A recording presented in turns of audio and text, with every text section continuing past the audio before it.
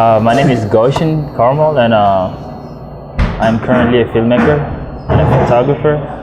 And mostly I document stories about refugees because myself, I'm a former refugee. So I connect more to people who moved out here in the United States to like refugee status and things like that. And I can call Colorado now, it's like my new home. And I've been to many states, and I fell in love with Colorado, the mountains, and I like to go to the mountains to shoot a lot. I was attending this little church on 6th Avenue in Havana, and like one of the members, one of the board's member of the church, told me if I would like to help to film the sermons, and he handed me like a very small, handy Sony camera.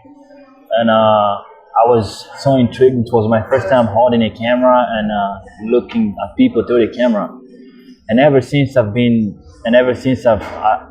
wanted to like learn more about filmmaking and photography and visual storytelling. So 2 years after that, my involvement with filming at the church, I went to study. So I took some production, like video production classes at Emily Griffith, and ever since I've been doing videography and photography. So, or some refugees who are struggling here in the United States, some who moved out here and they ended up being drug addicts, and for me, I felt like those stories need to be told.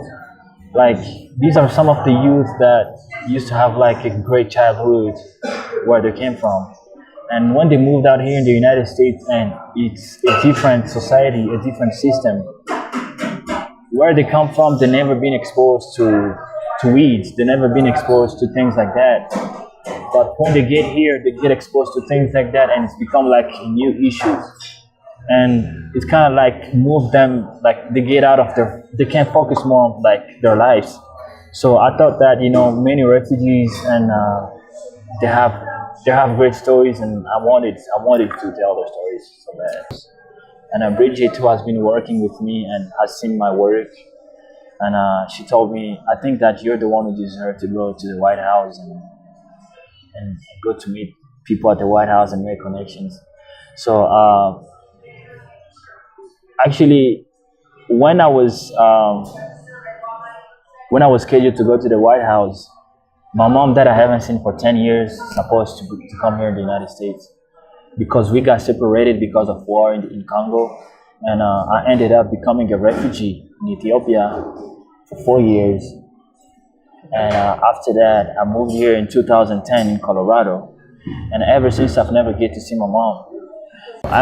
When I got here, I started filing papers so that I can be reunited with my mom.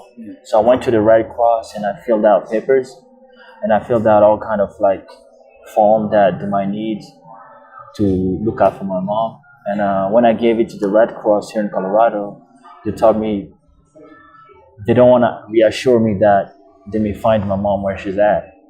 They just told me that we're just gonna do our best to search where your mom is at.